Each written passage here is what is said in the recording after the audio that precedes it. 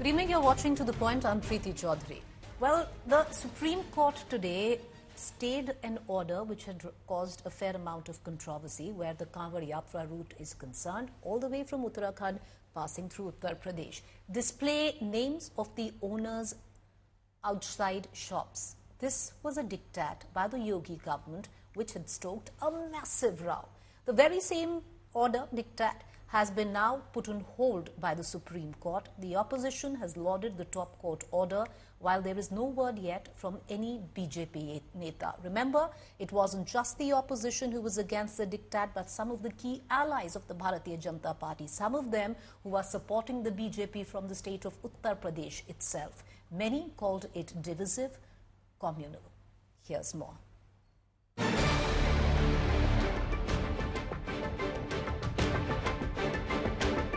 In a big blow to the Yogi government in Uttar Pradesh, the display name diktat, which triggered a big political storm in UP, has been put on hold by the Supreme Court.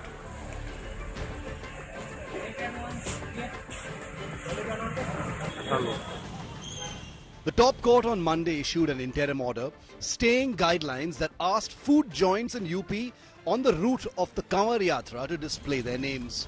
The court stated that owners should only display the kind of food served in their eateries and not their names.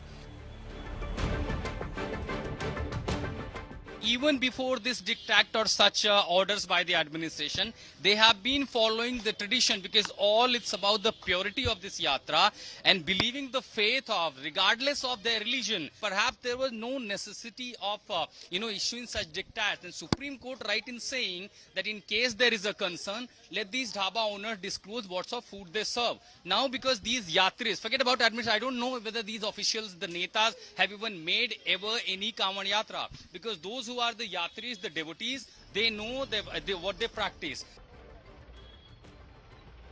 Even the Kanwariyas stated that seeing the owner's name and what religion they belong to doesn't bother them. कभी ऐसा भी हुआ कि किसी दूसरे धर्म का व्यक्ति आपको खाना परोस रहा है या वो ढाबा चला रहा है तो आपको ऐसा मन में आया कि आपकी सात्विकता भंग हो गई? बोले हम ये सब तो देखते नहीं है लेकिन ऐसा मन में ख्याल भी नहीं आता हमारे वैसे तो। खाने पर जब आप आते हैं ढाबे पर क्या उनसे पूछते हैं लहसुन प्याज का खाना है या सात्विक है या वो बोलते हैं कि हमने कैसा बनाया है? वो खुद ही बता देते हैं कि लहसुन प्याज और नॉन वेज हमारे यहाँ पे कुछ भी नहीं है। The Supreme Court's order was hailed by the opposition, which has vehemently opposed this diktat. जिस समय मुझे जानकारी मिली थी कि इस तरह का सरकार का आचरण है, उसी समय मैंने कहा था कि सुप्रीम कोर्ट स्वयं इस बात को संज्ञान में ले। जो सांप्रदायिक राजनीति खत्म हुई है, ये सांप्रदायिक राजनीति का दिया फड़फड़ा रहा है, इसलिए फैसला ले रहे हैं। ये विभाजनकारी है समाज, संविधान की मंशा के खिलाफ है, रूल्स एंड रेगुलेशन के खिलाफ है। ये समाज में विभाजन पैदा करेगा, सिर्फ धर्म के आधार पे नहीं, जात के आधार पे। हम शुरू से कह रहे हैं कि आर्टिकल 17 का वायलेशन है, अनटचेबिलिटी को प्रमोट कर रही है। क्या है तमाशा ये? आप कैसे करेंगे? The move drew a backlash not only from the opposition, but also from some of the BJP's allies, including the RLD and Ajit Pawar's NCP. They were among the allies who wanted Yogi to roll back the diktat. इस issue पे हमारे प्रदेश अध्यक्ष बोल चुके हैं, वही party का stand है और जो कावड़ लेके जाते हैं उनकी सेवा में सभी लोग लगते हैं। ना तो कावड़ लेके जाने वाला व्यक्ति कोई पहचान करता है, जो सेवादार है उनकी वो एक आशीर्वाद की तरह वो प्राप्त करते हैं, ग्रहण करते हैं और आगे चलते हैं अपने काम। With this order, has the Supreme Court put aside politics of religion? With Rashtriya Swayamsevak in Delhi and Ashutosh Mishra in Muzaffarnagar, UP, Bureau Report, India Today. Well, with that, the Supreme Court has dealt a setback for the Yogi Adityanath government's order, which asked all shop owners, eateries, even handcarts to put forth their names on their carts, their eateries and their shops that dotted the Kanwariya route. Not just Uttar Pradesh, even the Uttarakhand government had asked all shop owners to do so. Well, was this unconstitutional, and has it somewhere down the line also highlighted the fault lines that lie within the NDA, where most of the allies of the NDA, of the Bharatiya Janata Party, came out and said that this should be taken back. Let's cut across to our panelists this evening. Joining me, Sanjay Hegde, Senior Advocate, Supreme Court; Raghav Awasthi, Political Analyst and Lawyer; Pankhuri Pathak, Spokesperson, Congress; Sanju Verma, National Spokesperson, Bharatiya Janata Party.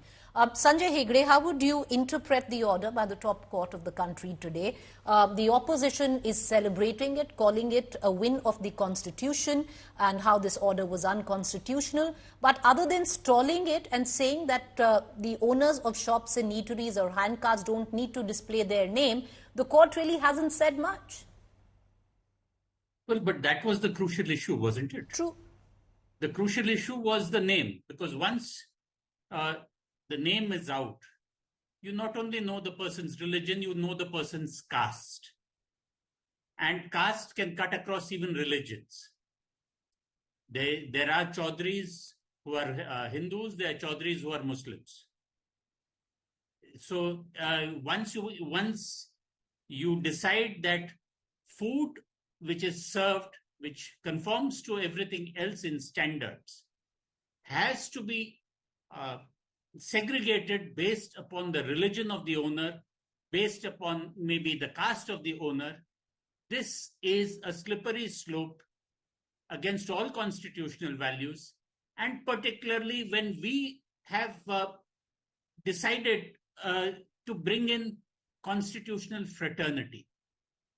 We've also decided in our constitution that untouchability in all its forms should cease to exist. So, what was the order aimed at? It was aimed at saying that if you decide that you do not want to eat food from a Muslim's hand or from the hand of somebody of a different caste, then you should be told who the seller of the food is, who the handler of the food is. That is simply against all constitutional norms. All right, okay. Sanju Verma, I know you're smiling, but the fact is now when you look at it in hindsight, what was the need of it? Because all it did was create a sense of divisiveness. Today, you've had the Supreme Court tell your government in Uttar Pradesh that this cannot be done. You have the opposition or even your own allies claiming the upper hand, saying this was unconstitutional and it's been taken back. This was unnecessary. What was the point? At least is there admittance of that? Preeti, there's a famous saying, हमको मालूम है जन्नत की हकीकत क्या है, लेकिन दिल को खुश करने के लिए गालिब ये ख्याल अच्छा है.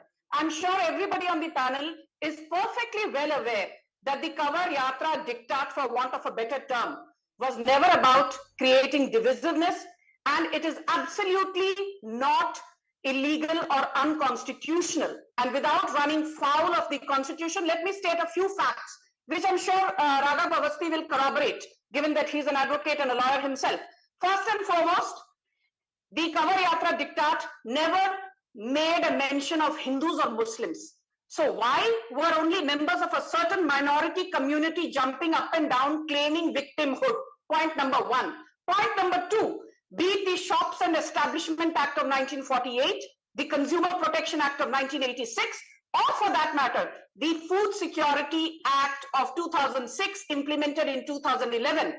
All these acts say that the name of the owner, his employees, the license number of the shop and establishment has to be clearly mentioned so that it is visible to the naked eye. Point number three, if you are saying that mentioning the name of the owner on top of a shop or an establishment is indeed divisive and it aims at marginalizing a certain minority community, by that very logic, Preeti, with offense to none. I've worked in the biggest and the best, served on desks across New York and Australia, what have you, and as cosmopolitan as they come. But let me tell you very, very clearly, even abroad, there are places, Manhattan is considered the most, cosmopolitan region in the world. Even there are restaurants where if pork is being served, Muslims clearly say we will not sit on this particular table, we will sit in a certain area where pork is not served, and they are obliged. The restaurant owners oblige them and nobody really cares. So my simple logic is this. During the hijab controversy, the same Muslim community said, हमारी identity, हमारा पहचान है. So why should people have a problem if I am flaunting my identity by wearing a hijab? आज आपको आपकी identity छुपानी है. I am sorry Preeti, you can't have your cake and eat it too. हिजाब के दौरान आइडेंटिटी फ्लॉन्ट करनी है एंड जब आपको बोला जाए शॉप के ऊपर आपका नाम लिखिए तो आपको पेट में दर्द होता है. That why are we being marginalised. My last point is this, and this is the most important one. I have absolutely no problems buying sweetmeats or beverages or cosmetics from a Rashid or a Rakibul or a Suleiman or a Salman or an Afzal or an Abdul. Where I have a problem, and when I say I speak on behalf of not only my party but a lot of Hindus. I have a problem if an Afzal wants to become Anand and mislead me. If a Rashid wants to become Rajdeep and mislead me. If a Rakibul wants to become Rahul and sell sweetmeats, it is the nullified intent to mislead. That is problematic. All right. Okay. Sanjeev Verma, because you said I called it divisive. Number one, you mentioned the minority Muslim community 4 times over in your opening remarks. Let me remind you, it's really not about Muslims as much. Why would anyone, madam, want to hide their identity? Surnames from time immemorial, like Kumar, like Prasad, like my very own surname, Choudhry, have been used to conceal identity primarily to avoid discrimination and prejudice. And that is the reason why most of these surnames have been used. So why would anyone in the world want to hide their identity? The answer to that, Sanjeev Verma, is discrimination. And it really isn't all about Muslims, because most of these surnames are adopted by Hindus which cut across caste lines, castes which were discriminated against and they faced prejudice. So that is what my humble submission is. But allow me to open up, because you said Muslims 3 times over. Allow me to open up that, Preeti. Sorry, ma'am? In 20 seconds. Ma'am, allow me to open the debate. I'll come right back to you. You've had your opening remarks which passed 3 minutes. Allow me to open the debate.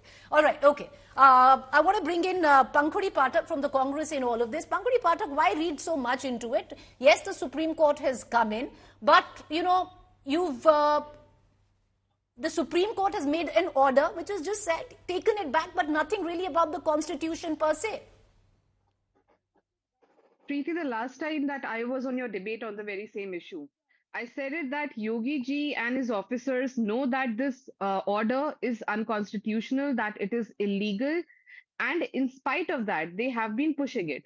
So the real question is that why was this order enforced even after anybody who knows basic Indian constitution, who knows Indian law, would know that it cannot stand in a court of law. In spite of that, not only was it enforced, it was replicated in other BJP states, and BJP spokespersons did their best to defend it on news channels. The entire BJP IT cell,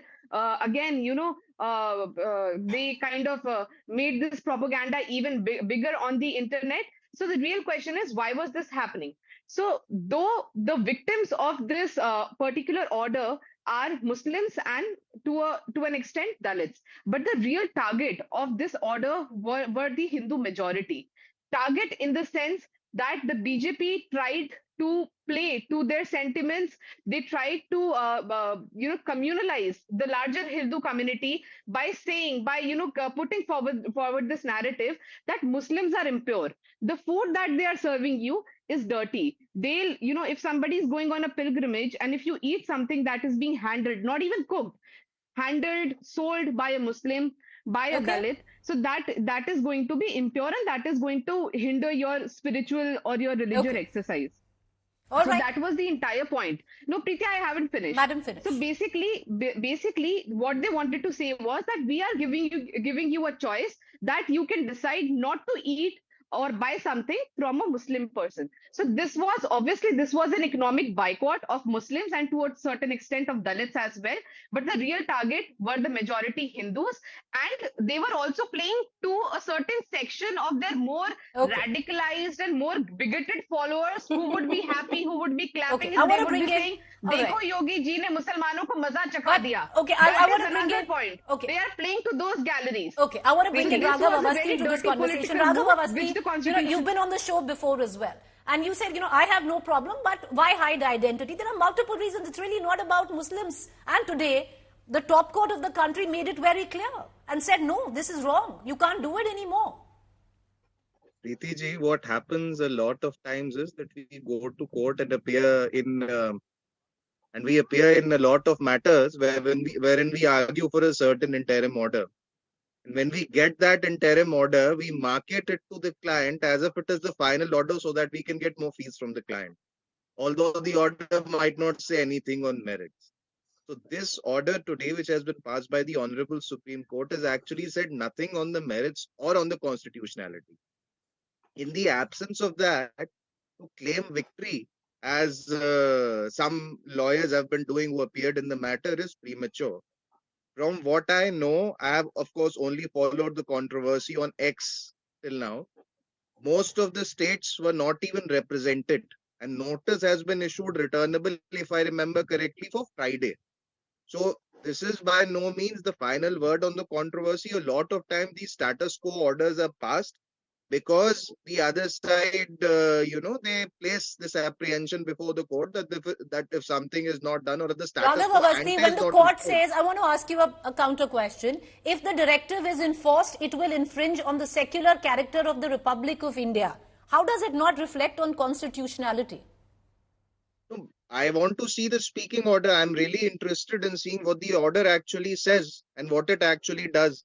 A lot of time these oral observations are portrayed as if they are some sort of a final word on the subject. As of now, all you that say the it's an court has interim done order. You're right, it's an interim order. Status quo ante. Okay. And that is what courts do. Raghav, That is what Raghav, courts the do fact all is the we have to take it for what it is. The oral order, yes, the written order has come in, and I'm just quoting out. But I'll be very honest. Had I appeared in the case for the petitioner, this is what I would have told my clients कि मुझे पैसे थोड़े और दे दो, मैंने आपका काम करवा दिया है. That's what I would have done. But the fact is, the Kanwar Yatra is only for a next number of days, Raghav Avasthi. An interim order, no matter what, is now a permanent order for the Kanwar Yatra. And what you're saying is an oral observation is not, it's in the written order. I just want to, and where it was clearly said. I haven't read the interim order. I haven't read that an order as yet, order, but it is definitely only an interim order. Right. I just want to bring in, I want to bring in back Mr. Hegde as well as Sanju Verma into this conversation. Mr. Hegde, the fact is, right now you've had an Uttarakhand and Uttar Pradesh, which at least where the eateries, the fruit sellers or the shops are concerned, are now already taking off those nameplates. Having said that, there are other states as well who have followed through, not for the Kanwar route, but in Ujjain, you have the Madhya Pradesh mayor, the Ujjain mayor, who said that shops need to now start putting out these nameplates there itself. Now, will there be an implication on that at all? Well, once the Supreme Court has spoken or indicated it, even at an interim stage, other courts, if a similar challenge comes, are likely to follow the same. And the order is already been uploaded on Live Law, and the order is pretty clear. Until the returnable date, we deem it appropriate to pass an interim order prohibiting the enforcement of the impugned directives. In other words, the food sellers, including dhaba owners, restaurants, etc., may be required to display the kind of food they're serving to Kavadiyas, that is, vegetarian food, etc. But they must not be forced to display the name, identity of the owners and also the employees deployed in the respective establishments. It's ordered accordingly. So the Supreme Court today gave an interim order after being convinced that there was some merit in the case. Where any lawyer will tell you that securing interim relief is among the more difficult tasks. You have to cross the first bit of disbelief on the part of the court. You have to explain to the court. Thereafter, if the court is with you, then there is an interim order that follows. I don't say that the final order will track the interim order, but the final order takes its own time. For the moment, the state of UP has been injuncted from its directive. As long as the shop owner says that this is vegetarian food, that's it.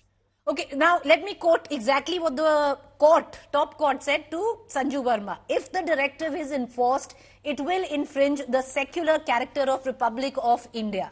Sanju Verma, what might you want to say on that, where you say, it's really nothing to do which is divisive or communal? Now, Preeti, I heard every panelist very carefully, and I heard you also. You told me, Sanju Verma, you said Muslim, Muslim, Muslim, Muslim 4 times.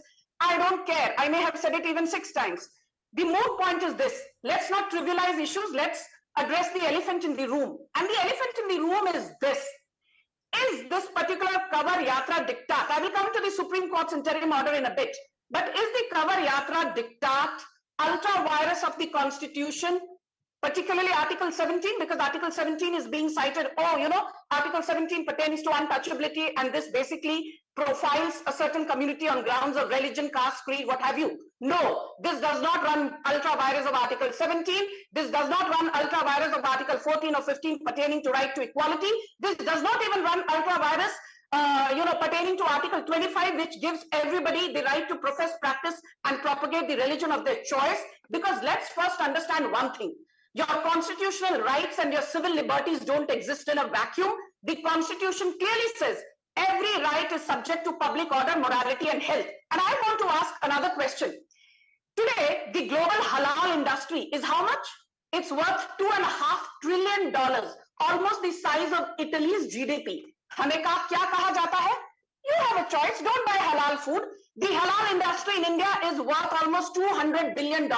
As a woman, I love my perfumes, I love my lipsticks, I love my moisturizers. There are shops where I go and people are told, हम तो सिर्फ हलाल cosmetic बेचते हैं, हलाल lipstick बेचते हैं, हलाल पाउडर बेचते हैं, हलाल परफ्यूम बेचते हैं, आपको नहीं खरीदना मत खरीदिए. And we are told, fine, that is your choice. Why don't you go to a place which sells non-halal cosmetics? There are halal banking products. There are halal mutual fund products. There is halal tea and halal coffee being served on airlines in India. We never complain. You asked me why I made a mention of Muslims. Be it CAA, be it UCC, be it the Kavar Yatra diktat.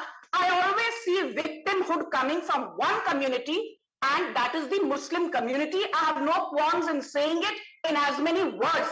And I want to say one more thing to you, Preeti. How is the halal industry a $200 billion industry in India? Do you think it would have grown to this size if Hindus had banned or boycotted halal products? The Delhi Darbar is a famous restaurant in Mumbai owned by Jafar Bhai, who's called the Biryani King. I don't see Hindus boycotting it. Arsalan is a famous place in Kolkata owned by Muslims. You have Kareem's at Delhi owned by Muslims. Nobody is boycotting them. Shah Rukh Khan, Amir Khan, Salman Khan, these are superstars. Hindus go and watch their movies a dime a dozen. The limited point is this: we are misconstruing the entire thing. Let's be very clear, hygiene matters. I don't want the Jalabhishek ka pani jab main shivling par dalu, that has been spat into or urinated upon. And if that makes Sanju Verma a bigot, if that makes Sanju Verma an Islamophobe, so be it. मेरे को secularism का certificate नहीं चाहिए. I believe in equality, but I don't believe in playing victim. Sanju Verma, okay. The fact is that you say being spat in or urinated upon, then you're also attributing motive which might not be there. But having said that, you speak so much of halal, and I'll give you an example. There are 6 names that I can rattle off right now where the exporters from Uttar Pradesh itself of the halal meat are Hindus that sell under the name of an Islamic Muslim sounding name. Right? Is that correct? Because if it's good for the goose, it should be good for the gander. So if that is allowed, there's nothing wrong in this. And my limited point is, when you attribute motive that someone's going to urinate or spit in your food, that in itself is worrisome. That is my limited point. You are losing the point here. Are you saying the thousands of videos on social media are wrong? Where you see members of a certain community spitting into food? Okay, Sanju Verma, the fact is, if one is going to, madam, hear me out. I think you and I are better. Madam, I would think somebody who's an economist, who's so good with numbers like you, is far beyond subscribing to WhatsApp and social media videos where we cannot vouch for the authenticity. So till the time I cannot vouch for the authenticity of a video, I will not buy it. And I'm sure even you don't. You're far sharper than that.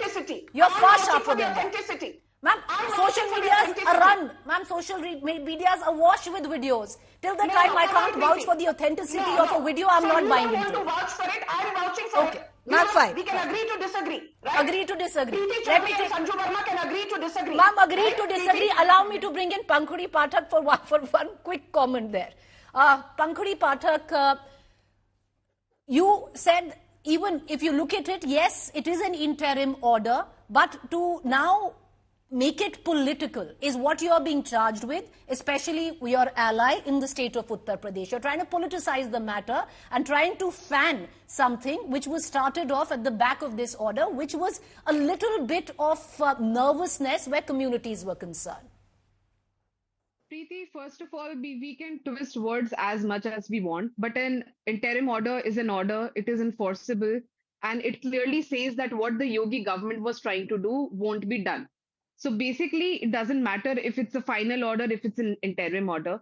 Now, I was listening to the BJP spokesperson, and this is the point that I made when I spoke first, that this entire, this controversy has been fanned to basically peddle this narrative of the BJP, to push this narrative to communalize Hindu minds by saying that, you see, Muslims are going to make your food impure, they are going to do this to your food, the kind of words that Sanju Verma was speaking. So we all heard what she was saying. She mentioned Muslims, I think 20 times, halal 50 times. But in this particular situation, there is halal does not even matter. It does not even come into the picture, because these kawadiyas who are going for this yatra, they'll be eating vegetarian food, pure vegetarian. So no question of halal in this entire controversy here.